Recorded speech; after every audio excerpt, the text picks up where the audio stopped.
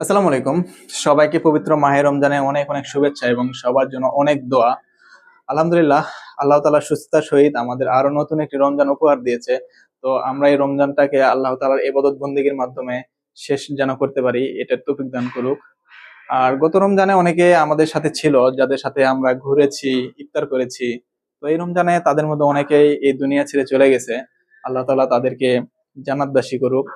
আর আপনাদের জন্য আবার অনেক অনেক দোয়া। আল্লাহ তাআলা সবাইকে সুস্থ রেখে এই রমজানটাকে সুন্দরভাবে শেষ করার তৌফিক দান করুক।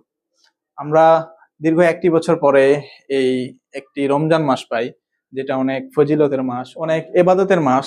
এটাকে আমরা সুন্দরভাবে আল্লাহ তাআলার এবাদতের জন্য কাজে লাগিয়ে সুন্দরভাবে একটি মাস শেষ করার আল্লাহ তাআলা আমাদেরকে তৌফিক দান করুক।